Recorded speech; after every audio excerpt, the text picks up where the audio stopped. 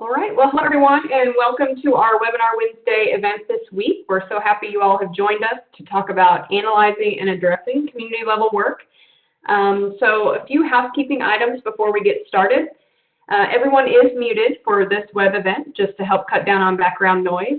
But we do very much encourage you to use the chat function or the Q&A box to engage through questions or comments as we go through the webinar. If you do have any trouble with your audio as far as how you're able to hear us, you can go up to the Communicate tab in the upper left-hand corner to switch your audio from phone to computer or vice versa to see if that improves or to adjust your speaker volume. We are recording this webinar, so it will be available after the event to listen back to or to share with your colleagues. We will also share the slides, a PDF presentation of the slides online. So within the next few days, that should be posted to our resource library on the communityactionpartnership.com website. If you do have any trouble finding that, you can always contact us and we can help you locate that. So with that, I think we'll go ahead and get started and we'll introduce our presenter and content for today. So we're glad everyone has made it. This webinar this week is sponsored by the Learning Communities Resource Center. We have various learning community groups that relate to areas of practice models and innovation areas of alleviating poverty. And so really the purpose of the learning community is to analyze these community action outcomes and identify the effective, promising, and innovative practice models that are out there in the field that everyone is working on that really help to alleviate those causes and conditions of poverty. So it's all about building the capacity of the network to increase impact and to fight poverty, which is part of our overall mission and promise of community action. So with that, we always like to kind of ground ourselves before we dive into content through the promise of community action. So feel free to read through and say it with us at your desk. Community action changes people's lives, embodies the spirit of hope, improves communities, and makes America a better place to live. We care about the entire community, and we are dedicated to helping people help themselves and each other. So just so you know who's kind of where this presentation is coming from today and who's speaking with you. I myself am Courtney Kohler. I'm Senior Associate on the Training and Technical Assistance team, also a part of the Learning Communities Resource Center team at the Community Action Partnership. And then you can see on our screen the various other members of our team. Tiffany Marley is our Director of Practice Transformation. We have Hyacinth McKinley and Lil Dupree, who are also Senior Associates.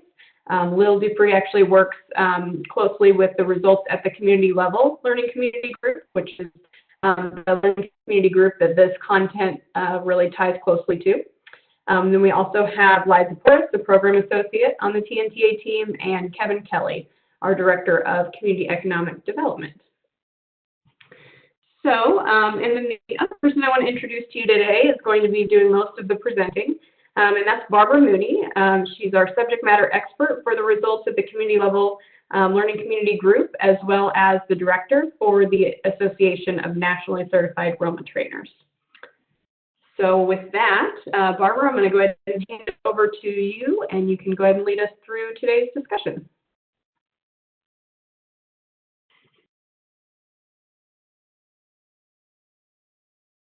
And I think you might still be muted. I'll unmute you.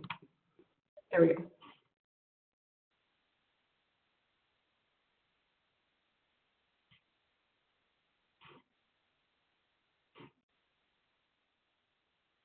All right, Barbara, are you there? Don't hear your audio coming through.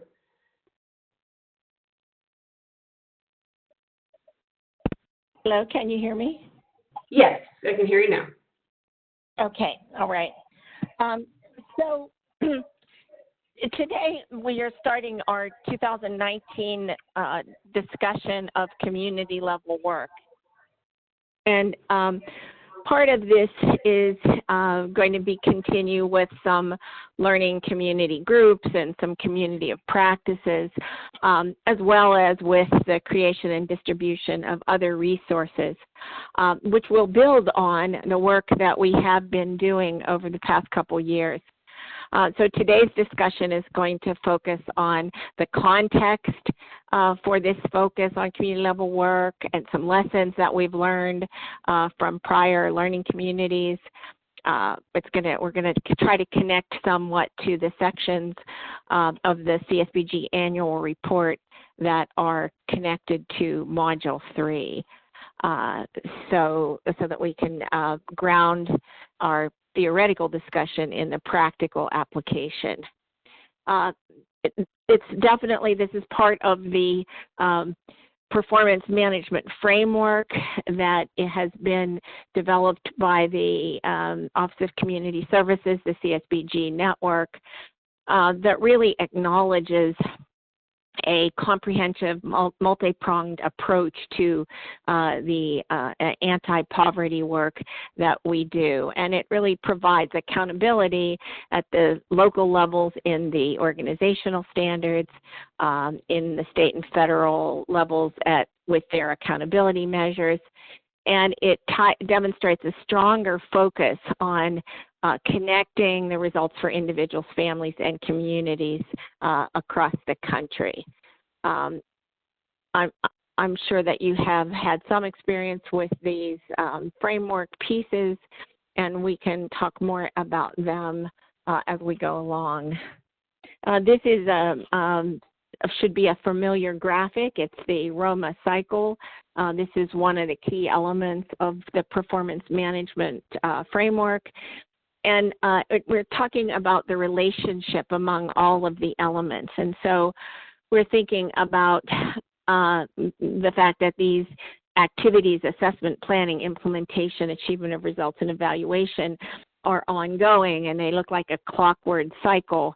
But we know that these things also happen in a counterclockwise motion, and also across the cycle.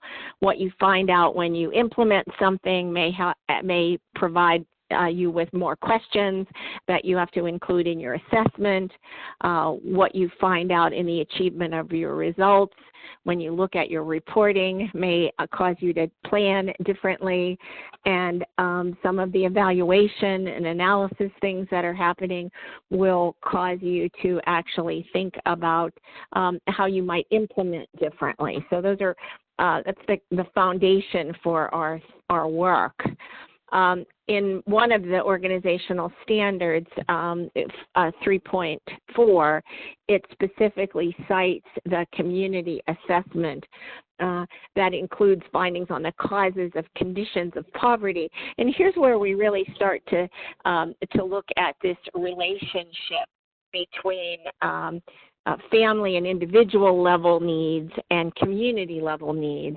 So when we're looking at causes and conditions of poverty, we might be thinking about families with low income who need assistance in preparing their children for school, for example, or vulnerable senior citizens who can't care for their homes or can't accomplish some tasks. So these might be examples of family or individual needs that may be common in communities across the country. But the bigger issues, things that are perhaps systemic to the community, these are often considered to be causes of poverty, such as something like the South Side neighborhood doesn't have any early childhood programs. So that would be a condition that would impact on the development of early childhood readiness for the folks that live in that neighborhood. Or something like the percent of the community that's made up of vulnerable seniors is increasing. So even though you've identified a need for specific individual senior citizens, the idea that the number or the rate or the percentage of seniors that is increasing could raise that then to a community level need. This is all part of our consideration of the National Community Action Theory of Change. This has been introduced within the last couple of years, so we're still talking about this as new. The important thing to consider here are the 3 national goals across the top.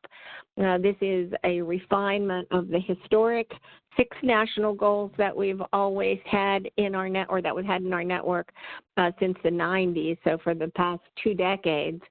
We're now focused on individual and family success in Goal 1, that they're stable and achieve economic stability. But Goal 2 is really a focus on the community success, that the low-income communities offer economic opportunities and that they're healthy, that they're thriving in a way that will support the individual and family advancement.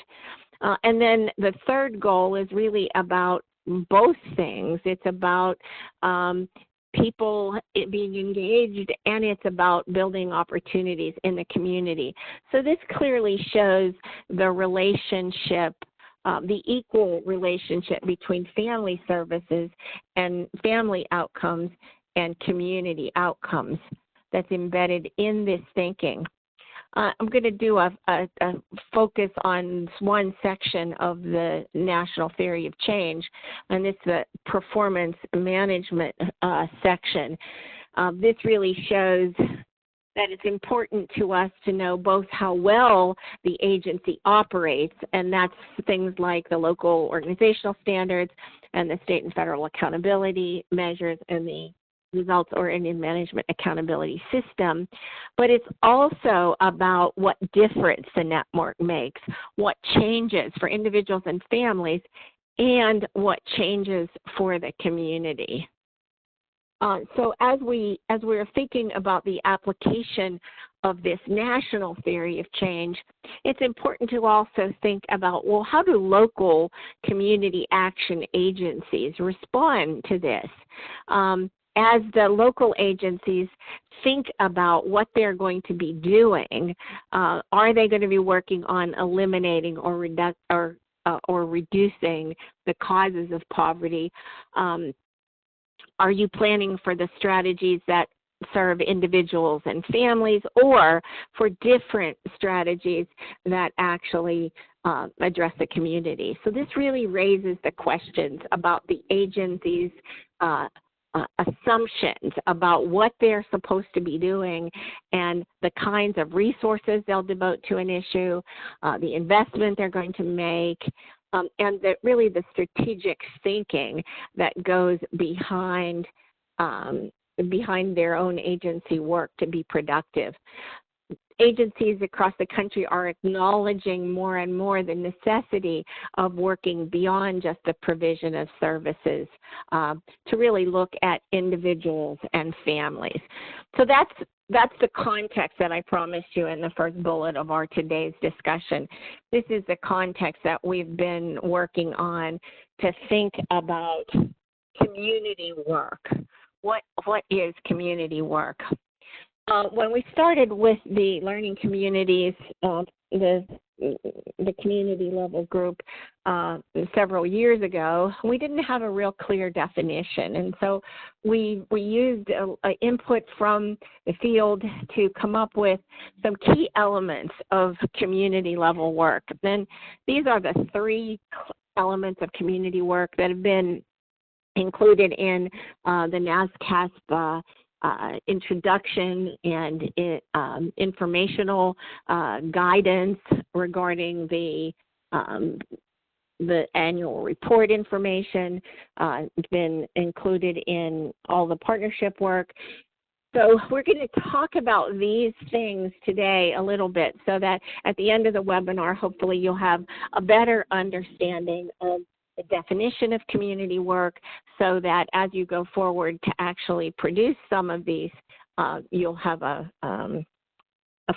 foundation or a framework. So a clearly identified community need, an expectation of a community change, and the knowledge of how you'll observe and measurement, and really strategies that include the community. So it's not just what your own agency is going to do, but it's how you're going to engage your customers, community partners, others in the low-income community, and the rest of the world, so to speak, as you go forward. So what's the first step? The first step is always to identify the need. You cannot work on identifying the outcome if you don't know what the need is. You can't look at the strategies if you're not clear about what the need is, because the need will drive you in different directions as you work on, as you identify the strategies. So what is the problem? And how do you know it's a problem? I know as we're hearing from the field, we often hear someone say, oh, well, we need housing. We need low-income housing, because everybody needs low-income housing. All of the communities across the country need low-income housing. But really, what does that mean specifically in your agency or in your community? I mean, how do you know it's a problem? And is it a problem in a specific neighborhood or in a specific area of your service area? So just some cautions there. Don't confuse your agency needs with community needs. So if you say, well, my agency needs to provide a service in a certain place, and we don't have the resources for that, well, that's not really a community need. That's something that your agency is considering. Or if individuals and families, as I spoke of before, have specific needs, they may not rise to the level of a community need. When you identify your problem, you really want to know who it is who has that problem, who's the target population, what are the demographics of that population. Often we hear people say that this is a need in our community, but they don't explain it because they assume that everyone just understands that this is a community problem. The opioid crisis is a problem. Well, yes, but what is it specifically? What does the problem specifically look like in my own community? So sometimes this is just an example of this kind of circular thinking. We say, okay, something's absent, and that's the need. So we have no youth center in our community, and that's a problem, and so we're going to build a youth community or a youth center in our community. But what makes you think a youth center is actually needed? Do you have data that will show that this is actually a need? Do you have qualitative data, quantitative data that really helps you to define why you think a community center would solve the problem? What do people tell you about it? What's important about this? And then what's the data that shows, the statistical data, the scope of the data? And then to bring out your community needs assessment and really say, what's the baseline related to this need? What's the trend been over the past few years? Have we seen an increase in a certain situation that causes us to think that the youth in this community needs special supports? What's the story behind the data? And have there been other efforts? So you want to make sure that you understand what you have already identified in your community needs assessment. Another thing that we see is that there's a national problem that's been identified, but you haven't made it clear what the relevance is for your specific community. So you want to make sure that you have local data and that it's relevant. And then finally, to think how important this is it an urgent need? Is it something that needs to be done right away, and something that needs to be done soon? And one last area to consider as you think about this need is to look at the factors or the circumstances or the influences that really contribute to a situation. So is there something happening that's increasing the need? What is it? So if you have if there's a problem in your community that there's not enough low living wage jobs, and you dig into it and you find that several businesses that have provided living wage jobs in your community have moved out, moved somewhere else, that would be a factor that's contributing to an increase in that need. Or you might see something that's decreasing. There might be fewer resources for a certain kind of project, and that's causing an increase in the need. So you can look at things that are decreasing and things that are increasing to see what would contribute to making the change. I'm assuming that if you have questions along the way that you will type them into the chat room. I'm moving through this material rather quickly because it's a lot of it's material that we've gone through before, but just so you know, anytime that you want me to stop or you have a question, just type in the chat box, and Courtney's watching that for me, so she'll alert me if there's a question. So the second thing that we talked about in the three big areas of that identify community level initiative is what's going to change. What do you expect to see differently? And because we think of ourselves as results oriented, right? That's the basis of our Roma tradition, is being results oriented. So the change that you want to see really needs to be at the center, at the core of your initiative. You're going to consider the things that might change and have a description of what that change will look like and what it means to the community to have that change. So what's going to increase or what's going to decrease? Now, an interesting point about this is that you must have a baseline. You must know where you're starting so that later you can see what will be different.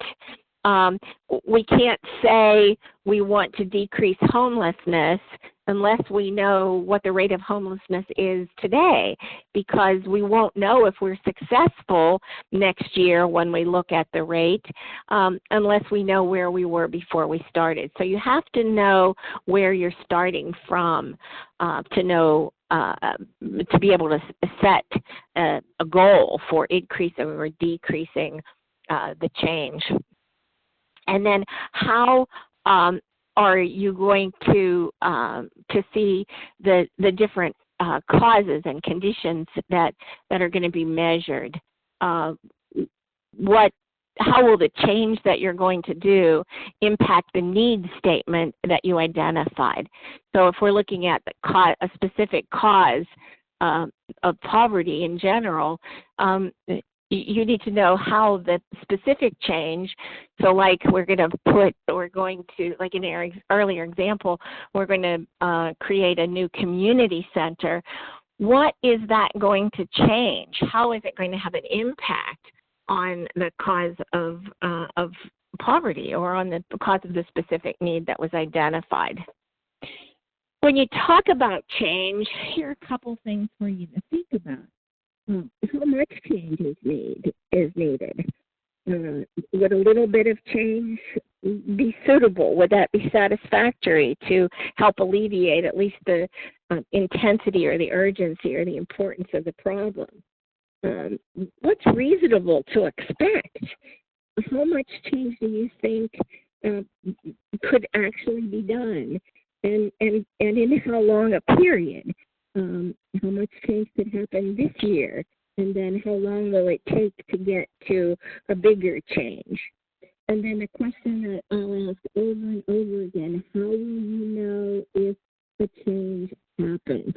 And this is where we really want to talk about go back maybe and look at our need statement. Have we identified the need too broadly? Do we need to narrow our focus so that we can set some reasonable outcomes? How are we actually going to think about the process? And so one of the things that's useful is to make sure that we have indicators of this big change. So we think about the difference between outcomes and indicators.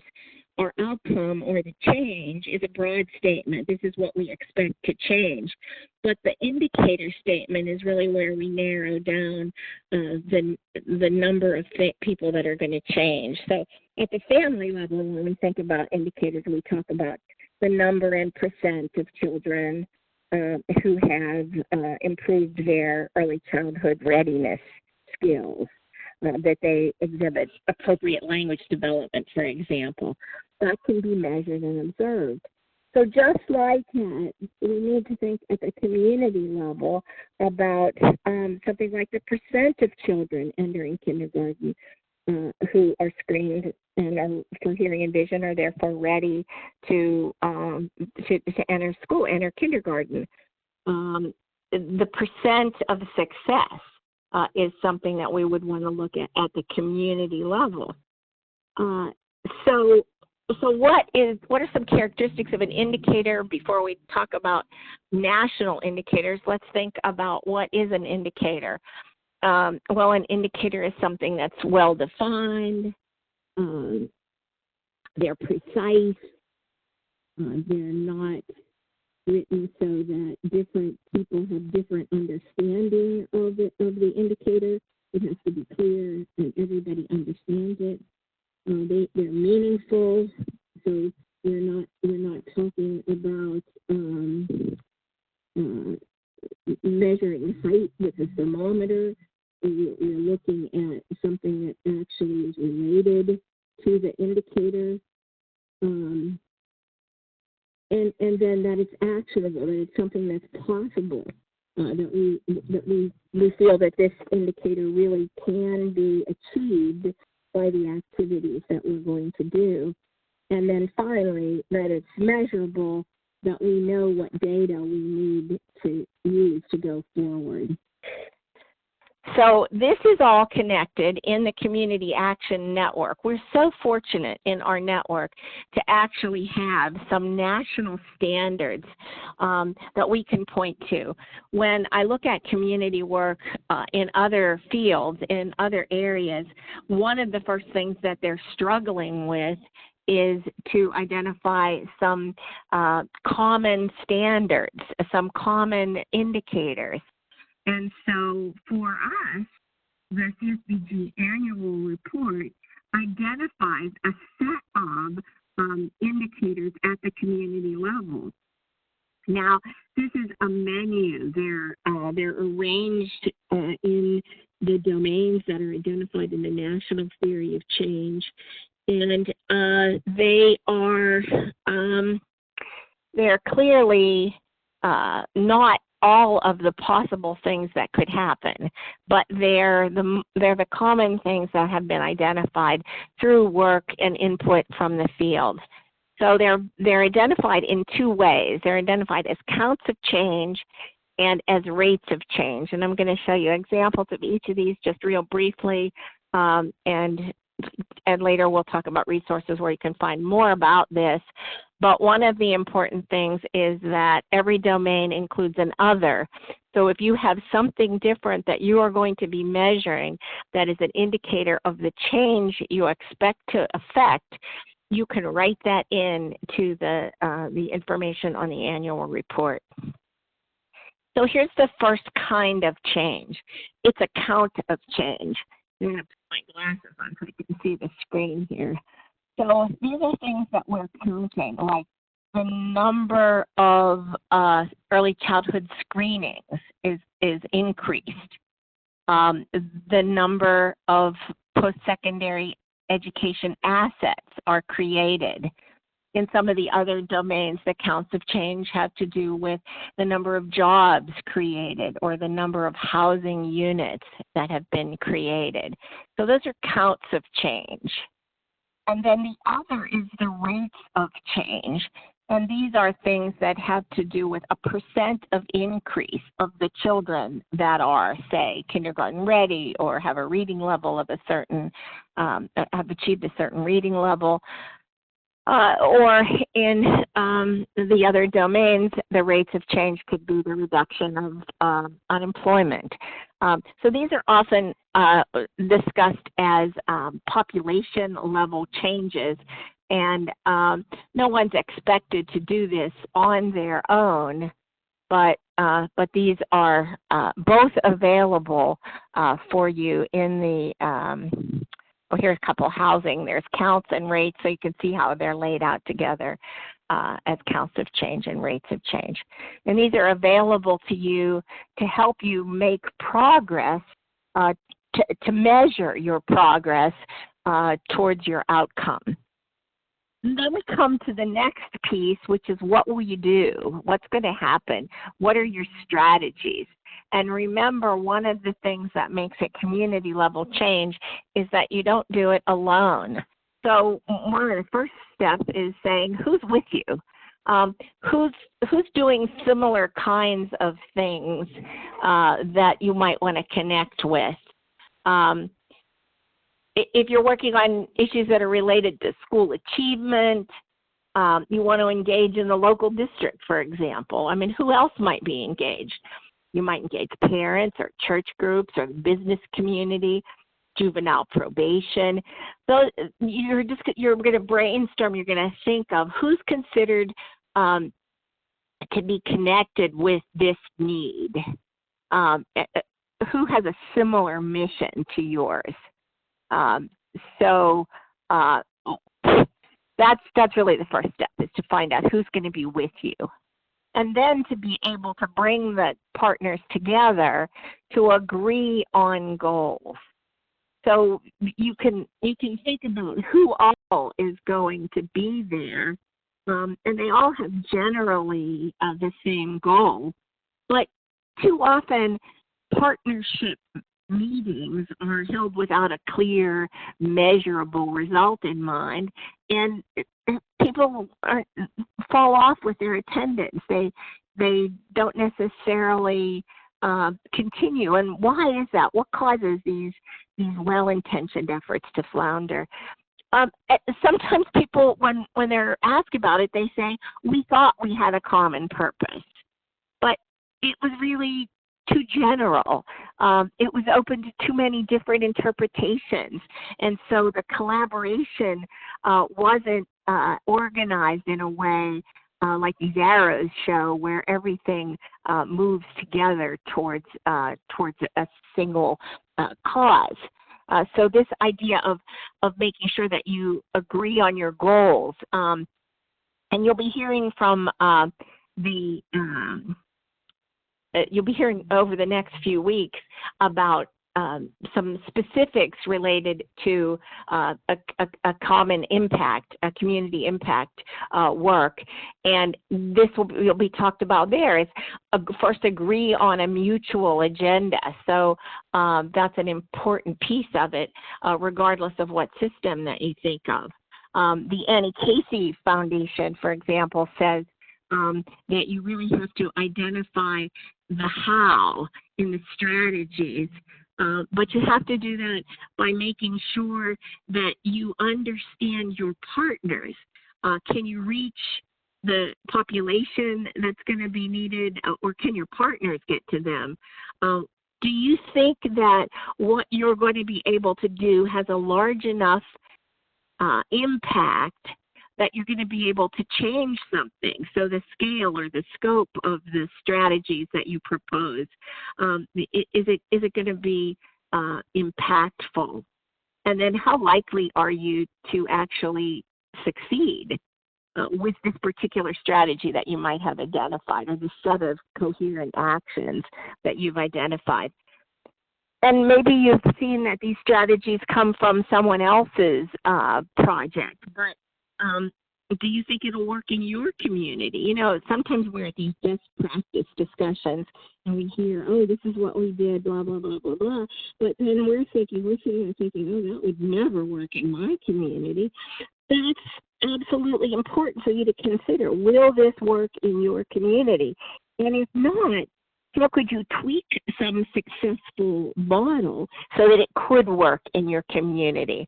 And then do you really have the capacity to do this? Can you actually move things forward? Do you actually have the it says on the slide organizational bandwidth, but you know, do you have the resources? Do you have the staff? Do your partners have that?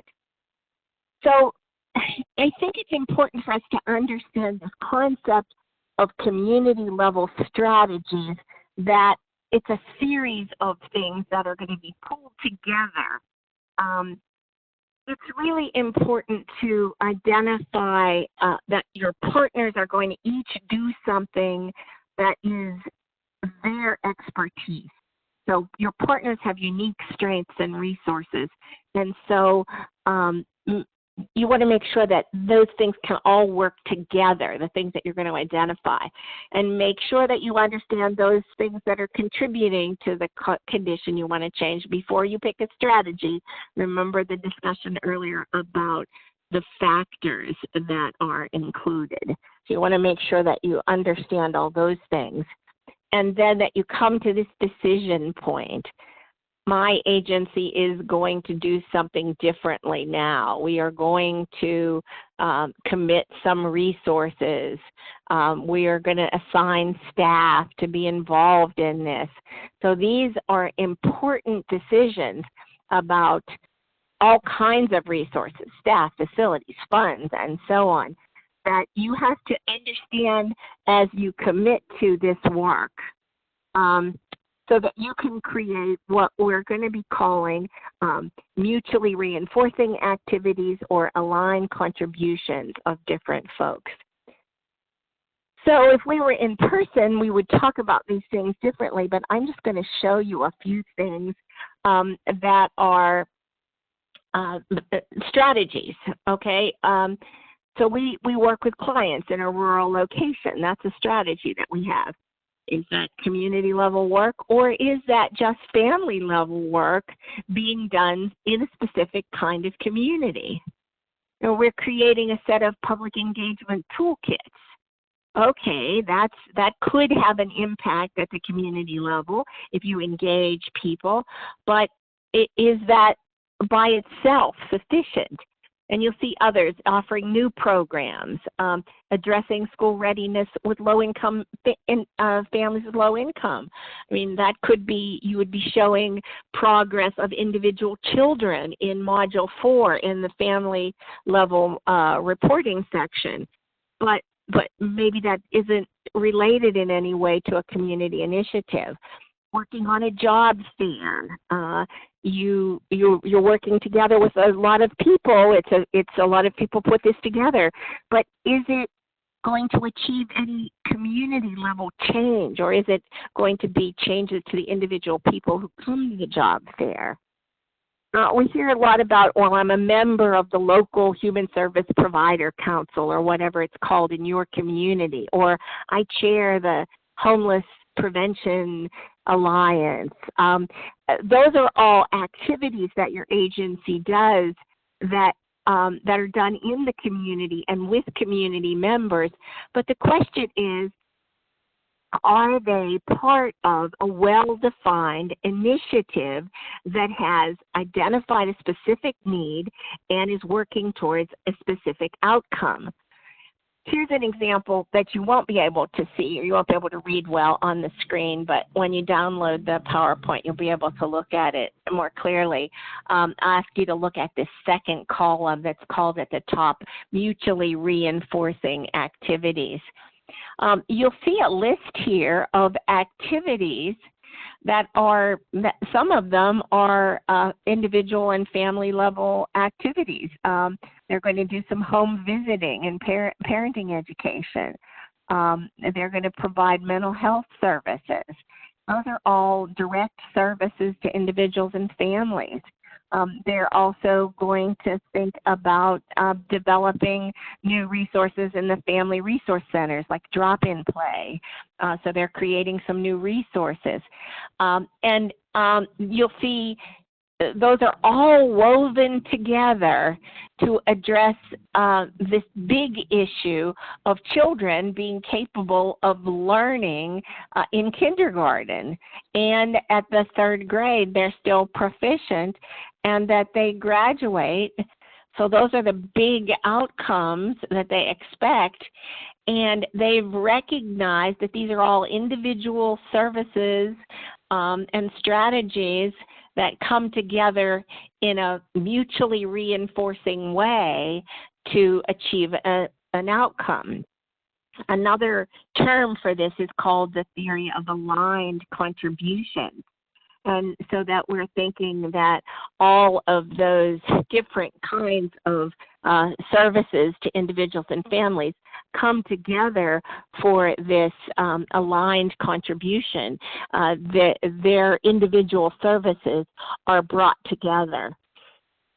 This is an important piece, is that the theory says that if you want a population level change, like the rates of change that we talked about earlier, it's most likely to occur if you have aligned action by cross-section agency leaders, by lots of different people in the community. They're all aligned. And this is a key piece, that they are at the scope and scale that's necessary, that it's a big enough scale that could help to achieve the results. So it's not just we're going to do a new service in this school district, but that we are going to be able to do something across our community. Without this alignment of activities, it's really business as usual. I mean, think back about those arrows that are all pulled together to see what that alignment can reach a goal with greater sensitivity. Again, back to Module 3 of the annual report. This is a new section that really identifies community strategies. It's again another menu or a series of options, and these were collected through the network input. They really cannot include all the activities that you might think about, but they're a sample of activities. And again, each domain includes an other for you to enter. And it looks like this. So these are the strategies that have to do with housing. So there are different kinds of activities, campaigns or creation of land trusts or policy changes that can be selected. And just remember, just doing one of these services or strategies does not mean that you are doing a community initiative. It has to be put together in a system, and then you have to be able to measure change. So I've been talking a long time. I'm going to try to make sure that I get a little bit here about the concepts of collecting your data. Make sure that the data sources that you are going to use to support your measurements are existing already, or that you can create them in some kind of a timely fashion, and that you can access them, and that it's accurate, complete, and that it measures what you think it is measuring. You're going to answer questions about how often you'll measure, who's going to make sure the data is available, what partners do you need to access your data, and who are you going to report your progress to? Who's going to be in charge of collecting that reporting information? Some ideas that we've gotten from the field. You can get reports from individuals and families. There's some overall statistical data. Make sure that you're gathering reports from all of the partners who engaged in those mutually reinforcing activities, those aligned contributions, and that you use your own agency service data as part of what can document the change that you're looking for. So a couple closing thoughts here, just a few things to try to bring all of these disparate elements together. There were a few things that we saw that we thought you might be interested in from the previous Community Learning Center projects. These were the things that were most often referenced, that agencies are building or rehabbing or improving buildings so that more housing stock, more affordable housing stock is available. That was an area that many community action agencies were engaged in. Many were involved in educational outcomes, at both ends of the K through 12 continuum, school readiness and graduation, and that many were engaged in systems changes. And that's something important for us to think about, that working with multiple partners to increase the way services are delivered. That can be a real change in the community system that's important to talk about. And then a few things that were included that really need to be thought about more, that these are not sufficient in themselves to be a community initiative. Just providing programs in the community has to be part of some larger initiative. Just a single strategy or several strategies not connected to a community initiative. You need more to make that really be a community initiative. Or something that says, oh, we're doing this because we want to reduce homelessness, but we don't know what the measurable change will look like. So that makes it difficult as you're trying to think about your initiative if you don't have a measurable outcome. And we are, again, fortunate in this Module 3 to have the Community Initiative Status Form, and this actually brings together all of the things that we've talked about today. The need statement is seen in the problem identification. The change is in the goal and the goal agenda. The strategies and what kind of partners you have, and what services and strategies you'll be working on, and what are your outcome indicators that you're going to report on. Just a quick reference here back to the logic model that you may know and love already, that's being used at the family level. It's really, we've got the same information or similar information in the Community Initiative Status Form. And in the Community Initiative Status Form, it's arranged in a better way. It's clearer. It talks about the baseline data. So that's an important piece that's not in our logic models. And we want to be able to understand the initiatives better. And the number of indicators, or the indicator, doesn't depend on this relationship between the number of people served and the number who achieved an outcome. It's really based on this baseline and how we move forward as in our established counts or rates of change. There are so many resources available on the site. I'm going to turn this back over to Courtney. And yes, Nancy, you will be able to. Nancy asks, will we be able to review and share this webinar in our own agencies? Absolutely. Courtney will tell us how you can get this webinar, and we hope that you will use it and that you will tell us the questions that were raised in your network as you use the material, so that we can help you answer those questions so that everybody's understanding of the community level work is increased. Okay, I'm going to turn this back over to Courtney now. All right. Well, thank you so much, Barbara. We appreciate that presentation. We did get a couple questions about how to access these materials after the event. And so actually this link that is on your screen right now, basically, I guess you can't click on it right in the presentation, but basically if you go to our website, which is communityactionpartnership.com, then go to our resource library, and then you can go to webinars. And within the next, it'll take us a couple days, but within the next couple business days, we should have this posted to our resource library under the webinars section. And so the PDF of the slides will be available there, as well as the recording. And then you can feel free to share it throughout your agency or reference back to it.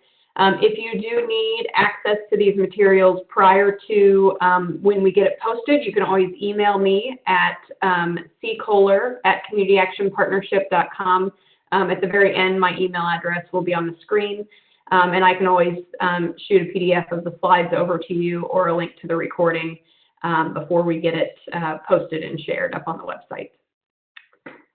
And also just to let you know, as far as the resources go, we do have several different resources related to this topic on community level work. So you can just, once you get this slide deck, you can go to that link and find more information on this topic.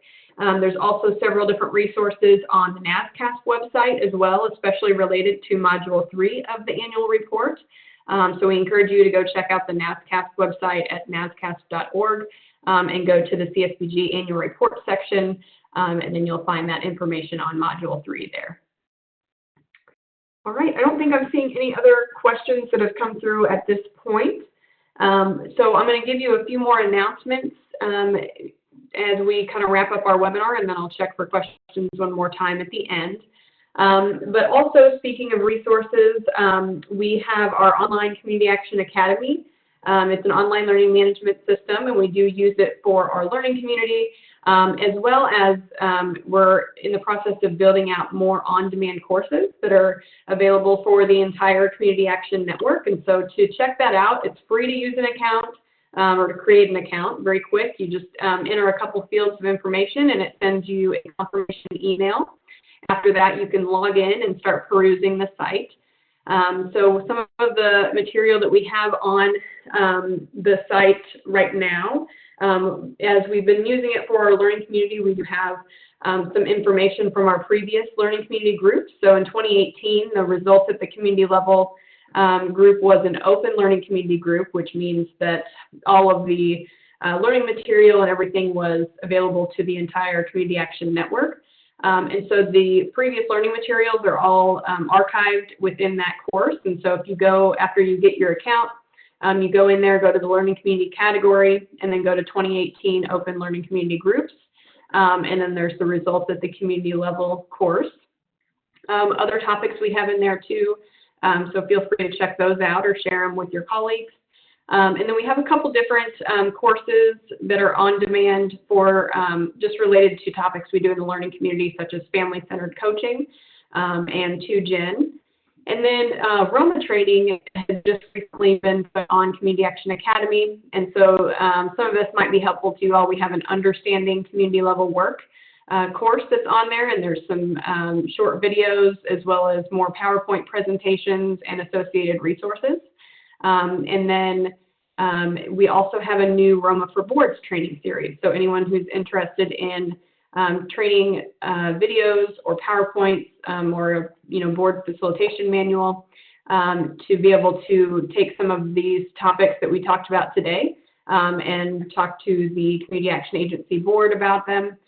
We have those resources up there, and that includes some 20-minute videos that can be used during the board meetings that are recorded PowerPoint presentations. So if you do have any trouble accessing any of this material, you can definitely email me and I'll help you navigate the site.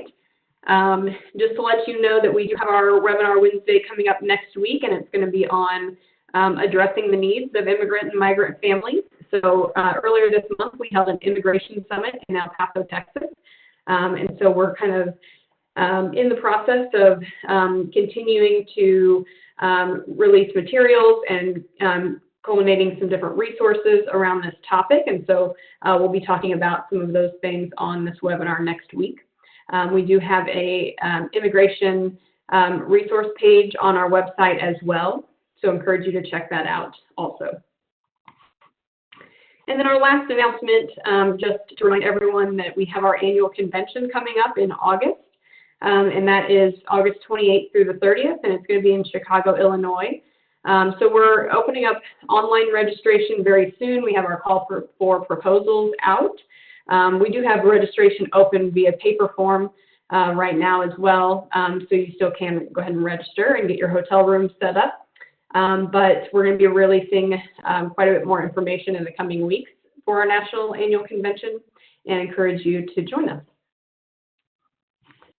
All right, well, I don't see any other questions that have come through, but feel free to reach out to us via email with any questions that you do come up with. And we're so glad you all joined us today. And thank you again, Barbara Moody, for your presentation today.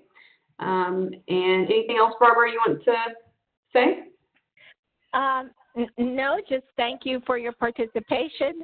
I know I went over everything very quickly to get it into the 1 hour time frame, but hopefully this will set a good foundation for you as we go forward.